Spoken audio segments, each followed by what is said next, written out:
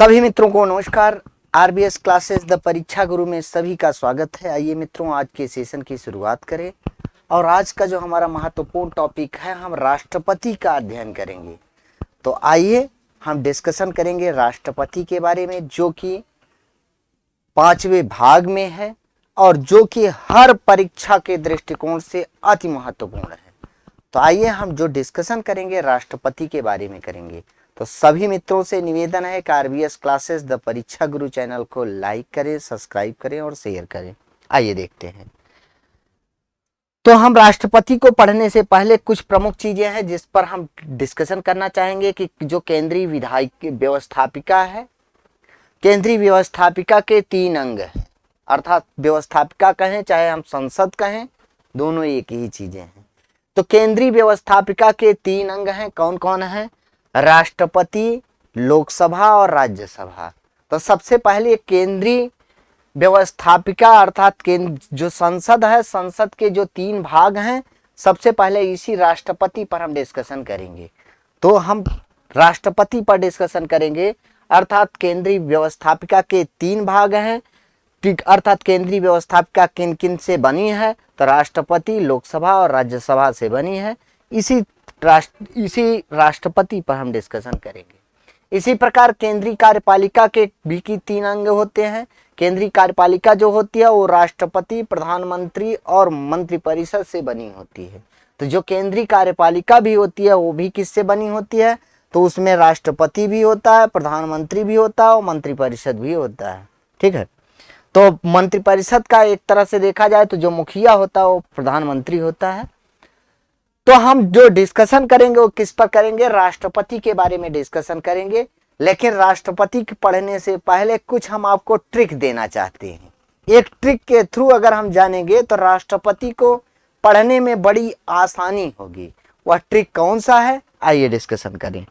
तो राष्ट्रपति को पढ़ने से पहले एक हम ट्रिक कौन सा देंगे? राष्ट्रपति, तो राष्ट्रपति का उल्लेख किस अनुच्छेद में है, तो किस भाग में है? तो जो हम पढ़ेंगे कौन सा पढ़ेंगे? राष्ट्रपति को पढ़ेंगे, राष्ट्रपति को ना, राष्ट्रपति को पढ़ेंगे। राष्ट्रपति का उल्लेख भारतीय संविधान के भाग 5 में है ना। तो राष्ट्रपति का उल्लेख भारतीय संविधान के भाग 5 में है। राष्ट्रपति का जो उल्लेख है अनुच्छेद 52 से लेकर अनुच्छेद 151 तक में किया गया है। तो राष्ट्रपति का उल्लेख किसमें किया गया है? अनुच्छेद 152 से लेकर कहां तक? अनुच्छेद 151 तक में, 151 तक में राष्ट्रपति का उल्लेख किया गया है। किसमें? 151 तक में राष्ट्रपति का उल्लेख किया गया है ना। ठीक है। अब इससे संबंधित, राष्ट्रपति से संबंधित कुछ एक ट्रिक है। ट्रिक कौन सा है, आइए देखते हैं ट्रिक क्या है। तो ट्रिक क्या है, आइए हम उसी ट्रिक के बारे में जानते हैं। ट्रिक क्या है? जैसे एक आप लिखिएगा, पाकानि कोका द्योदशम। क्या है? पाकानि। ट्रिक बहुत सुंदर है। पाकानि, पाकानि कोका द्योदशम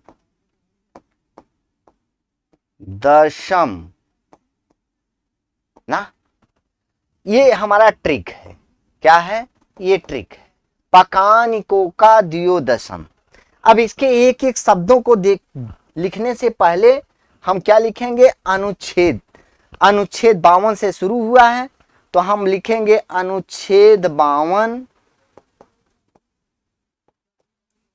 ना, अनुच्छेद 52 लिखेंगे, अनुच्छेद 53 लिखेंगे, अनुच्छेद 54 लिखेंगे, अनुच्छेद 55 लिखेंगे,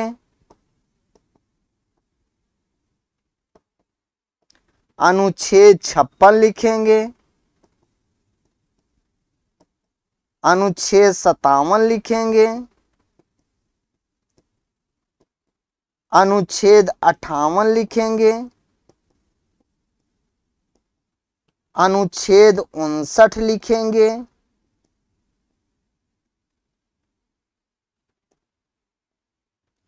और एक अनुच्छेद हम यहां कुछ लिख लेते हैं, अनुच्छेद 60 लिखेंगे, अनुच्छेद 61 लिखेंगे। इतने अनुच्छेदों को हम पहले क्या करेंगे, ये जो ट्रिक है इसे लिखने के बाद हम इन अनुच्छेदों पर हम डिस्कशन करेंगे एक एक पार्ट पे। अभी सब कुछ आपको तैयार हो जाएगा। आइए देखते हैं। तो मैंने आपको क्या लिखा, पहले ये ट्रिक आपको लिखना है, पकानिको का द्योदशम। उसके बाद ये अनुच्छेद आपको लिखना होगा। कौन कौन से? अब जैसे देखेंगे पकान अर्थात पहले 52 में क्या लिखेंगे, प ना। प का मतलब होता है पद। क्या है? प का मतलब पद। इसी प्रकार जो अनुच्छेद 53 का मतलब क्या होगा, कार्यपालिका का प्रधान। क्या यहां होगा? कार्यपालिका का प्रधान। कार्यपालिका का प्रधान। पहले ध्यान पूर्वक सुनेंगे, प्रधान ना। जो 54 है, 54 में क्या है, 54 में अर्थात नी का मतलब होता है निर्वाचन। नी का मतलब क्या होगा, निर्वाचन, अर्थात राष्ट्रपति का निर्वाचन यहां है ना। इसी के साथ साथ 55 में क्या लिखेंगे, 55 को का ना। को का मतलब क्या होगा, तो को का मतलब होगा कोटा। को का मतलब क्या होगा, कोटा। कोटा ना, कोटा। इसी प्रकार का मतलब क्या होगा, का मतलब क्या होगा, का मतलब होगा कि कार्यकाल। क्या होगा, कार्यकाल। कार्यकाल का मतलब क्या होगा, कार्यकाल। इसी प्रकार अन्य चीजें हैं, देखिए और क्या है, जैसे 57 है का दियो। द का मतलब क्या होगा, कि द का मतलब होगा दोबारा निर्वाचन।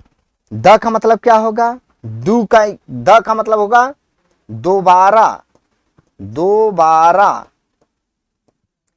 निर्वाचन। दोबारा निर्वाचन। इसके बाद यो मतलब होगा, यो का मतलब है योग्यता। क्या होगा, यो का मतलब होगा योग्यता। यो का मतलब क्या होगा, योग्यता।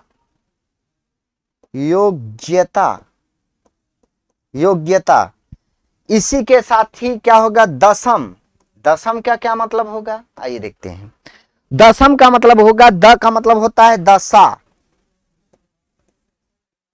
दशा ना, 59। इसके साथ साथ जो एक और बचा है, कौन सा, एक दो बचा है, दशा। इसके साथ स का मतलब होगा शपथ। क्या है, शपथ। और जो श का मतलब होगा, म का मतलब होगा महाभियोग। क्या होगा, महाभियोग ना। इसी में सारी चीजें आ गई। तो पकानिको का द्योदशम। पकानिको का मतलब, प का मतलब क्या होगा, पद। का मतलब होगा अर्थात कार्यपालिका का प्रधान कौन होगा, राष्ट्रपति होगा। अनुच्छेद 54 में क्या है, राष्ट्रपति के निर्वाचन का उल्लेख है। अनुच्छेद 55 में क्या है, कि राष्ट्रपति के निर्वाचन के लिए जो कोटा का निर्धारण किया गया उसका उल्लेख है। अनुच्छेद 56 में राष्ट्रपति के कार्यकाल का उल्लेख है। अनुच्छेद 57 में राष्ट्रपति के दोबारा निर्वाचन का उल्लेख है। अनुच्छेद 58 में राष्ट्रपति के पद की योग्यता का उल्लेख है। इसी प्रकार अनुच्छेद 59 की चर्चा होती। अनुच्छेद 60 में शपथ का उल्लेख है। अनुच्छेद 61 में राष्ट्रपति के महाभियोग का उल्लेख है। तो ये अगर ये आपको एक ट्रिक याद रहेगा, पकानिको का द्योदशम, तो उससे आपको सारी चीजें याद रहेंगी कि राष्ट्रपति के पद का निर्वाचन का पद का उल्लेख किसमें किया गया है, कि भारत का एक राष्ट्रपति होगा। उसका उल्लेख किसमें है, अनुच्छेद 52 में है। जो अनुच्छेद 53 है उसको याद करने का तरीका यही है कि का मतलब होगा कार्यपालिका, जो राष्ट्रपति होता है वो कार्यपालिका का प्रधान होता है। राष्ट्रपति के निर्वाचन का उल्लेख किस अनुच्छेद में है, तो राष्ट्रपति के निर्वाचन का उल्लेख अनुच्छेद 54 में है। राष्ट्रपति के कोटा का, निर्वाचन के कोटा का उल्लेख किस में है, तो अनुच्छेद किस में है, 55 में है। कार्यकाल का, राष्ट्रपति के कार्यकाल का उल्लेख किस में है, तो 56 में है। अर्थात राष्ट्रपति दोबारा राष्ट्रपति बन सकता है, इसका उल्लेख किस में है, तो अनुच्छेद 57 में है। राष्ट्रपति के योग्यता का जो उल्लेख है 58 में है। राष्ट्रपति के शपथ का उल्लेख किस में है, 60 में है। राष्ट्रपति के महाभियोग का उल्लेख किस में है, तो 61 में है। अगर ये आपको ट्रिक याद रहेगा तो पूरा अनुच्छेद आप एक ही बार में, इतना अनुच्छेद आपको तैयार हो जाएगा। बाकी की चर्चाएं, जैसे इसके आगे की कुछ चर्चाएं हैं राष्ट्रपति के बारे में, जिसका हम डिस्कशन ट्रिक के माध्यम से आपको देंगे। तो पकान कोका द्वियोदशम का मतलब क्या होगा, तो यही होगा, द्वयोदशम कह सकते हैं इसे ना, द्वयोदशम, तो ये कह सकते हैं। तो इन सब के बारे में अध्ययन करने के लिए आइए हम डिटेल चर्चा करते हैं। तो डिटेल चर्चा करने के लिए आइए देखते हैं। अर्थात हर अनुच्छेद का जहां वो हमने पढ़ा वही चीजें यहां दी गई हैं। तो अनुच्छेद 52 में क्या है, 52 में कहा गया कि भारत का एक राष्ट्रपति होगा। जो वहां आपने पढ़ा वही यहां लिखा है कि भारत का एक राष्ट्रपति होगा। इसका उल्लेख किस अनुच्छेद में है, तो अनुच्छेद 52 में है। तीसरा होगा कि अनुच्छेद 53 में क्या होगा, कहा गया है कि अनुच्छेद 53 में कहा गया है कि संघ की संपूर्ण कार्यपालिका शक्ति किसमें निहित होती है, राष्ट्रपति में निहित होती है। अर्थात इसके कहने का मतलब यह होगा कि जो राष्ट्रपति होता है वो कार्यपालिका का प्रधान होता है। 54 में क्या है, 54 में मैंने आपको बताया कि निर्वाचन का उल्लेख हुआ है कि राष्ट्रपति का निर्वाचन, तो निर्वाचक मंडल के द्वारा राष्ट्रपति का जो निर्वाचन का उल्लेख है किसमें है, अनुच्छेद 54 में है। और राष्ट्रपति का निर्वाचक कौन करता है, तो निर्वाचक मंडल करता है। राष्ट्रपति के निर्वाचक मंडल में कौन कौन होते हैं, तो ये बहुत इंपॉर्टेंट क्वेश्चन पूछा जाता है। तो राष्ट्रपति के निर्वाचन मंडल में कौन होते हैं, संसद के दोनों सदनों के सदस्य होते हैं। इसके साथ साथ राज्यों की विधानसभाओं के निर्वाचित सदस्य होते हैं, तो ये दो होते हैं। अर्थात संसद के दोनों सदनों के सदस्य का मतलब यह है कि राज्यसभा के और लोकसभा दोनों के निर्वाचित जो सदस्य होते हैं वो राष्ट्रपति के निर्वाचन में भाग लेते हैं। इसके साथ साथ राज्यों की विधानसभाओं के जो निर्वाचित सदस्य हैं वो भी राष्ट्रपति के चुनाव में भाग लेते हैं, यही कहा गया। इसके साथ साथ ये कहा गया है कि दिल्ली और पुडुचेरी के विधानसभाओं के सदस्यों को भी राष्ट्रपति के निर्वाचन मंडल में शामिल किया गया है। अर्थात जो 28 राज्य हैं और 8 केंद्र शासित प्रदेश हैं, तो केंद्र शासित जो प्रदेश हैं 2, दिल्ली और पुडुचेरी, इनकी यहाँ विधानसभाएं हैं और यहाँ जो विधानसभाएं हैं इसके सदस्य भी राष्ट्रपति के निर्वाचक मंडल में शामिल है। अर्थात राष्ट्रपति के चुनाव में भाग ले सकते हैं। कहाँ के, जो दिल्ली और पुडुचेरी जो केंद्र शासित प्रदेश है, यहाँ की विधानसभाओं के जो निर्वाचित सदस्य हैं वो भी राष्ट्रपति के चुनाव में भाग ले सकते हैं। तो अर्थात राष्ट्रपति के निर्वाचक मंडल में कौन कौन शामिल है, तो संसद के दोनों सदनों के सदस्य अर्थात लोकसभा के सदस्य और राज्यसभा के सदस्य। ठीक है, आगे इसके साथ साथ 55 में क्या है, 55 में मैंने आपको बताया कि इसमें कोटा का उल्लेख किया गया है। अर्थात राष्ट्रपति का जो निर्वाचन होगा आनुपातिक प्रतिनिधित्व के एकल संक्रमणी मत द्वारा होगा और इसमें कोटे का निर्धारण किया जाता है। कोटे की चर्चा एक हम अलग वीडियो में हम करेंगे। इसमें कोटा निर्धारित होता है, अर्थात इसका जो चुनाव होता है वह आनुपातिक प्रतिनिधित्व के एकल संक्रमणी मत द्वारा, कोटे द्वारा होता है, कोटा का निर्धारण होता है। इसका हम चर्चा अलग वीडियो में करेंगे क्योंकि वो वीडियो लंबा होगा।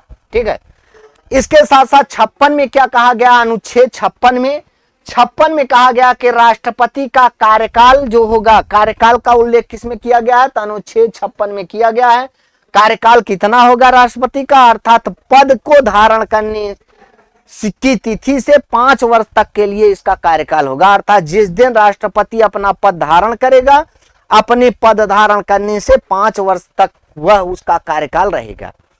और उसके कार्यकाल, जो राष्ट्रपति होगा उसके कार्यकाल पूर्ण होने से पहले ही क्या होगा कि जो राष्ट्रपति को चुनना होगा, अर्थात उसके पद खाली होने से पहले दूसरे राष्ट्रपति का चुनाव हो जाता है।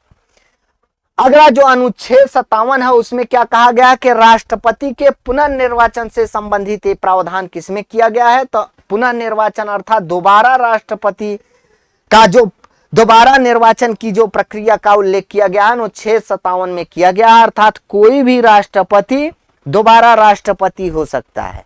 भारतीय संविधान में कोई राष्ट्रपति कितनी बार राष्ट्रपति बन सकता है, कोई भी व्यक्ति कितनी बार राष्ट्रपति बन सकता है, इसका कहीं उल्लेख नहीं किया गया है। अर्थात कोई भी व्यक्ति कई बार राष्ट्रपति हो सकता है, इसका उल्लेख भारतीय संविधान में कहीं नहीं लिखा है कि कोई राष्ट्रपति कितनी बार राष्ट्रपति, कोई भी व्यक्ति कितनी बार राष्ट्रपति बनेगा ना, तो भारतीय संविधान में कहीं भी उल्लेख नहीं है।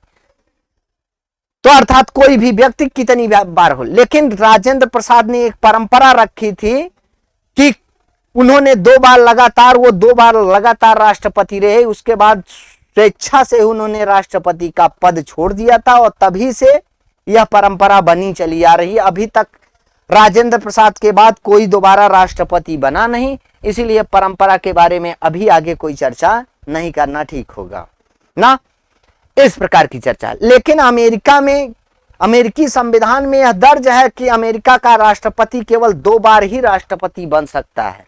तो अमेरिका में कोई भी व्यक्ति केवल 2 बार राष्ट्रपति बन सकता है, अमेरिका के संविधान में इसका उल्लेख है। लेकिन भारत में कितनी बार होगा इसका कोई उल्लेख भारतीय संविधान में नहीं होगा।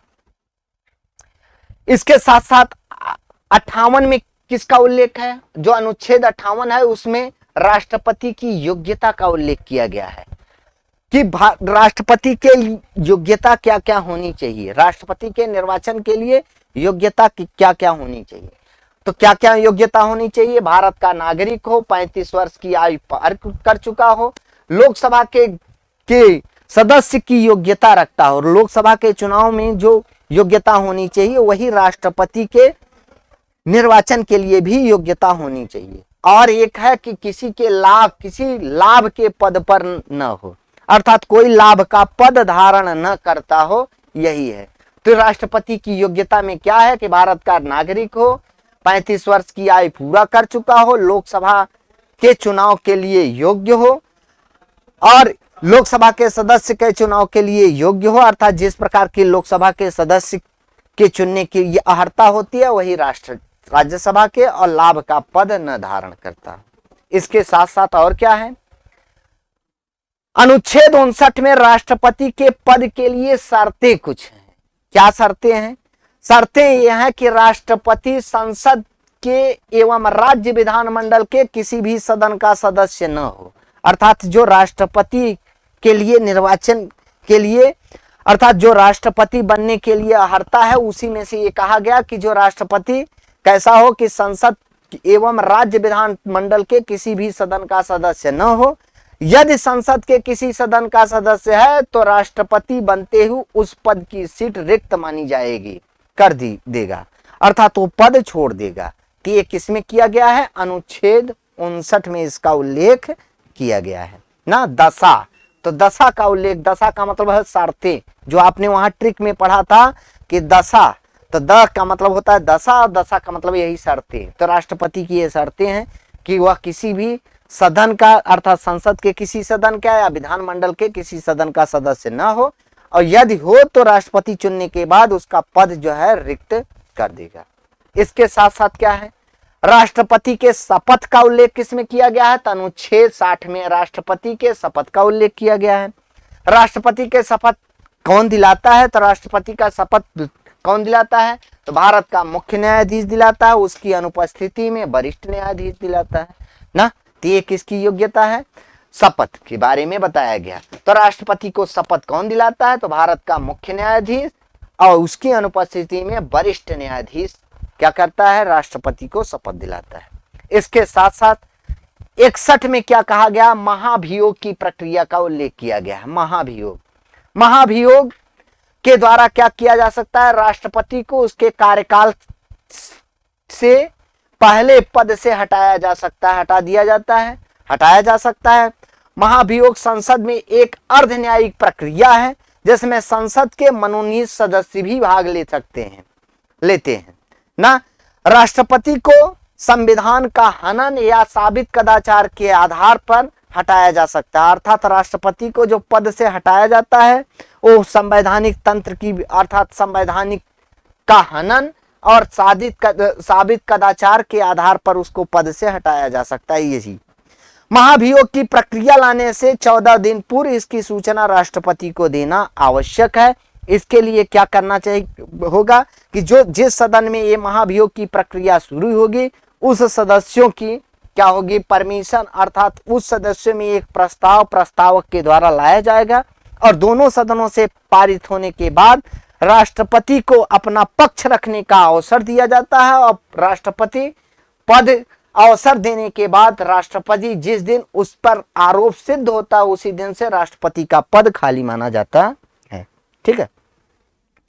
अनुच्छेद 62 में क्या कहा गया? अनुच्छेद 62 में 61 तक का ट्रिक था।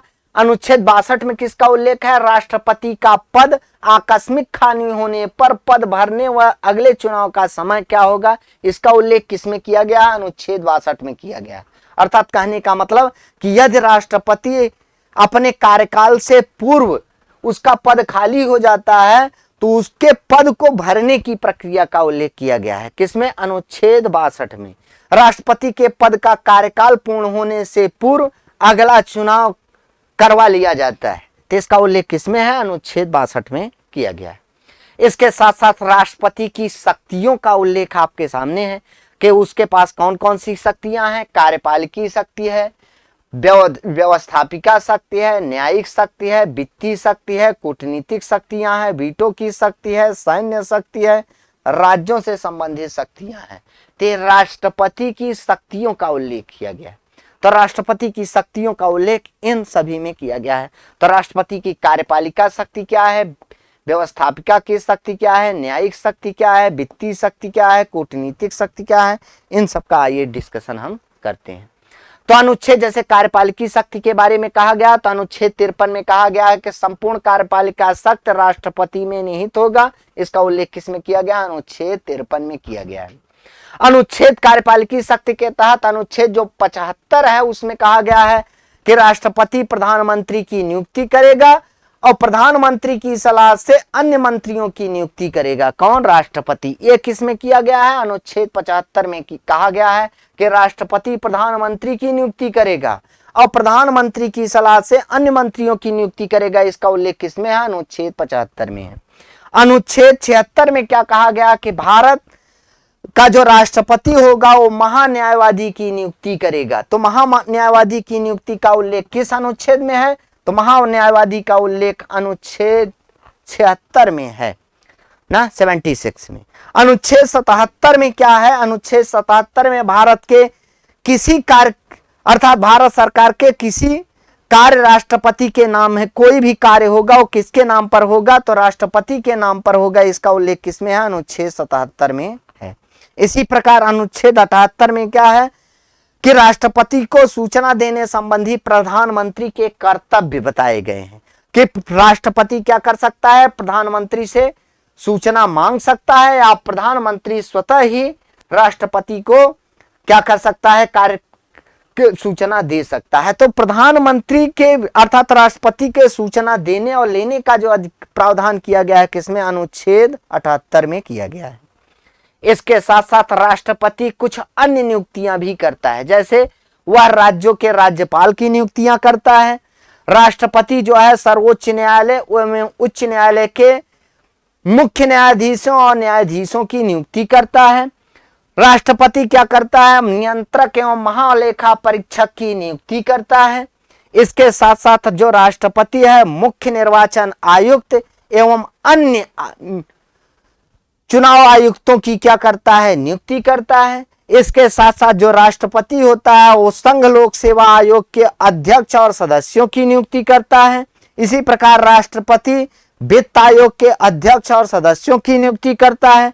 इसी प्रकार राष्ट्रपति भाषा आयोग, SC ST आयोग, OBC अर्थात अनुसूचित जाति आयोग, अनुसूचित जनजाति आयोग, पिछड़ा वर्ग आयोग, इन सभी के अध्यक्षों और सदस्यों की नियुक्ति कौन करता है? तो राष्ट्रपति करता है। तो राष्ट्रपति इन सब की भी नियुक्तियां करता है।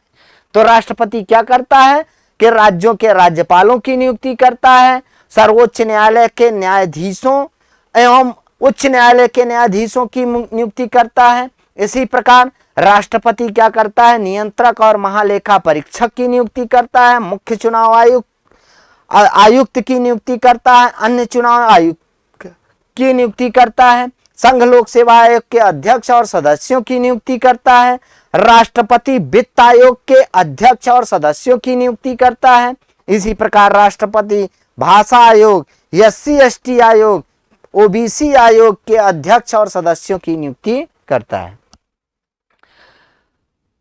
इसी प्रकार विधायी शक्तियां क्या है? विधायी शक्तियों का उल्लेख किसमें है? इन अनुच्छेदों में है जो आपके सामने है।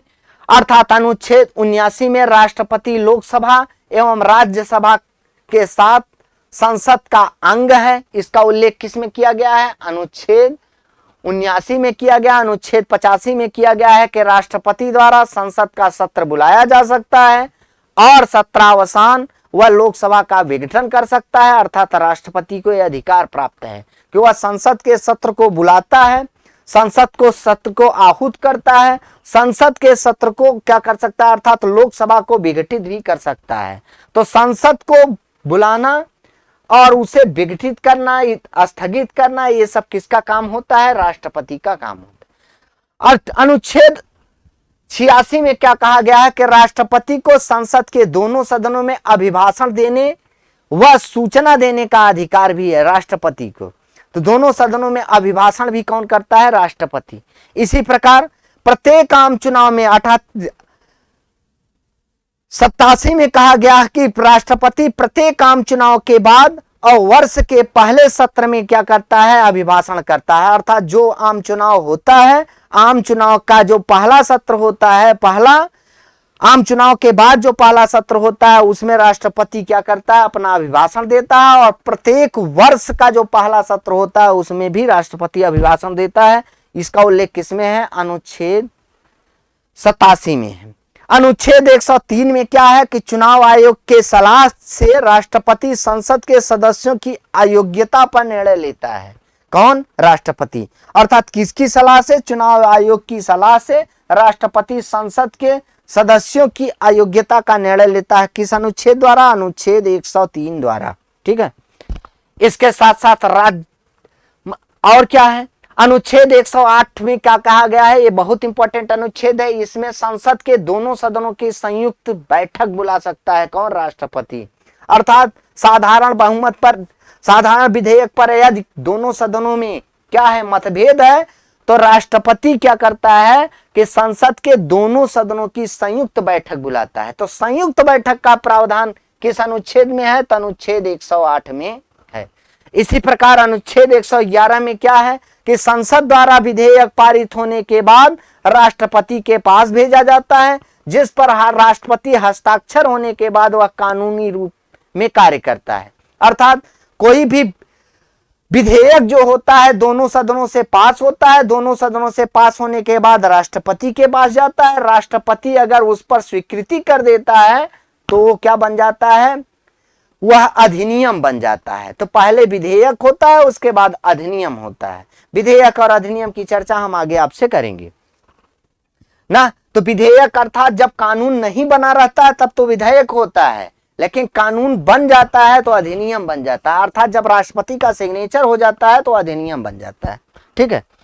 अनुच्छेद 123 में क्या कहा गया? अनुच्छेद 123 में राष्ट्रपति को अध्यादेश जारी करने की शक्ति प्राप्त है। जब संसद सत्र में न हो और राष्ट्रपति को यह आभास हो कि किसी ऐसे कानून की जरूरत है जो कि संविधान में नहीं उसका उल्लेख है, तो संसद क्या कर सकता है? अध्यादेश के माध्यम से कानून लागू कर सकता है। और यह जो कानून होता है यह 6 महीने के लिए, जो अध्यादेश होता है 6 महीने के लिए लागू होता है। और जैसे ही अगला संसद का सत्र होता है, इस अध्यादेश को दोनों सदनों से पारित कराना अति आवश्यक होता है।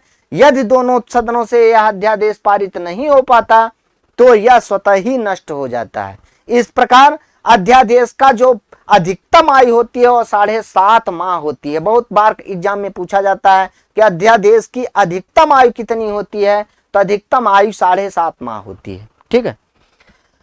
अनुच्छेद 131 में क्या कहा गया है कि राष्ट्रपति आंग्ल भारतीयों को लोकसभा में प्रतिनिधित्व देने के लिए 2 आंग्ल भारतीय सदस्य को मनोनीत कर सकता है। यदि लोकसभा में आंग्ल भारतीय सदस्य का प्रतिनिधित्व नहीं है तो क्या कर सकता है, अर्थात जो राष्ट्रपति है 2 आंग्ल भारतीय सदस्यों को क्या कर सकता है, लोकसभा के लिए नामित कर सकता है। लेकिन अब इसे निरसित किया जा चुका है। किसे? इस अनुच्छेद को ना।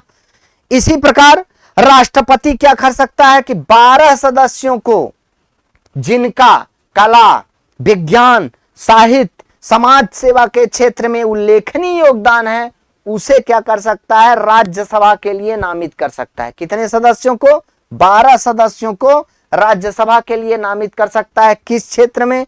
कला में योगदान हो, विज्ञान में योगदान हो, साहित्य में योगदान हो और समाज सेवा के क्षेत्र में उल्लेखनीय योगदान हो। ऐसे व्यक्ति को क्या कर सकता है, राष्ट्रपति 12 सदस्यों को राज्यसभा के लिए मनोनीत कर सकता है।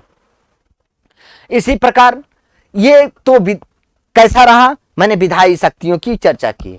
अब न्यायिक शक्तियों की बात आती है तो अनुच्छेद 72 में न्यायिक शक्तियों के बारे में ये कहा गया कि राष्ट्रपति किसी भी अपराधी के किसी भी अपराध के दोषी व्यक्ति को इस सजा को माफ कर सकता है। अर्थात कोई अपराधी है, उसकी सजा को क्या कर सकता है, राष्ट्रपति माफ कर सकता है, उसकी सजा को कम कर सकता है या उसी की सजा को स्थगित भी कर सकता है। अर्थात अपराधी के सजा को माफ करने, उसे कम करने या स्थगित करने का जो अधिकार प्राप्त है राष्ट्रपति को, किस अनुच्छेद में प्राप्त है? 72 अनुच्छेद में प्राप्त है। अनुच्छेद 72 में अनुच्छेद 124 में कहा गया कि वह सर्वोच्च न्यायालय उच्च न्यायालय के न्यायाधीशों की नियुक्ति करेगा। वो किसमें कहा गया है? अनुच्छेद 124 में किया गया। अनुच्छेद 143 में कहा गया है कि किसी भी कानूनी प्रश्न पर सर्वोच्च न्यायालय से राष्ट्रपति क्या कर सकता है, सलाह ले सकता है। हालांकि सर्वोच्च न्यायालय की जो सलाह है वो राष्ट्रपति मानने के लिए बाध्यकारी नहीं है। राष्ट्रपति मान भी सकता है और नहीं भी मान सकता। लेकिन अनुच्छेद 143 में यह कहा गया है कि यदि राष्ट्रपति किसी कानूनी विषय पर सर्वोच्च न्यायालय से सलाह लेता है तो सर्वोच्च न्यायालय उसे सलाह देगा। अब राष्ट्रपति उस सलाह को माने और चाहे न माने, ये राष्ट्रपति पर है, स्वेच्छा पे। तो इसका उल्लेख किसमें है? अनुच्छेद 143 में इसका उल्लेख किया गया है। ठीक है। इसके साथ साथ राष्ट्रपति की कुछ आपातकालीन शक्तियां हैं। आपातकालीन शक्तियां अर्थात अनुच्छेद 352 में क्या है? राष्ट्रीय आपातकाल की शक्ति प्राप्त है। किसको? राष्ट्रपति को। अनुच्छेद 356 में संवैधानिक तंत्र की विफलता अर्थात जिसे कहेंगे राष्ट्रपति शासन का उल्लेख है। और तीसरा जो है अनुच्छेद 360 में वित्तीय आपातकाल की शक्ति किसे प्राप्त है? राष्ट्रपति को प्राप्त है। तो राष्ट्रपति को 3 आपातकालीन शक्तियां प्राप्त हैं। किसमें? अनुच्छेद 352, 356 और 360 में। 352 में राष्ट्रीय आपातकाल की शक्ति प्राप्त है, 356 में संवैधानिक तंत्र की विफलता की शक्ति प्राप्त है और 360 में वित्तीय आपातकाल की शक्ति प्राप्त है। ये सब कैसे हैं? ये आपातकालीन शक्तियां 3 राष्ट्रपति को प्राप्त हैं। राष्ट्रपति को कुछ कूटनीतिक शक्तियां प्राप्त हैं, अर्थात जो भी संधि या समझौते अंतर्राष्ट्रीय स्तर पर होते हैं सब किसके नाम पर होते हैं? तो जितने भी संधि समझौते होते हैं ये सभी संधि समझौते राष्ट्रपति के नाम पर होते हैं। तो यही चीजें हैं। तो अंतर्राष्ट्रीय संधि समझौते जो होते हैं वो किसके नाम पर होते हैं? राष्ट्रपति के नाम पर होते हैं। हालांकि संसद की अनुमति इसी के अधीन आती है ना। तो ये सब किसके बारे में है? राष्ट्रपति के बारे में है। तो इतने का मैंने उल्लेख किया। आज अगले सेशन में मिलेंगे तो इसी का एक एक अनुच्छेदों पर डिटेल चर्चा होगी। आज क्योंकि हम वीडियो छोटा हो जिसमें आपको सारे क्वेश्चन मिल जाएं, ऐसे वीडियो लाने का प्रयास मैंने किया है आपसे।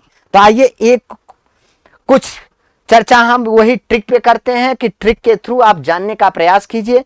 पुनः जो मैंने आपको ट्रिक बताया था, मैंने आपको बताया था कि सरकार के 3 अंग हैं। 3 अंग कार्यपालिका, विधायिका और न्यायपालिका है ना।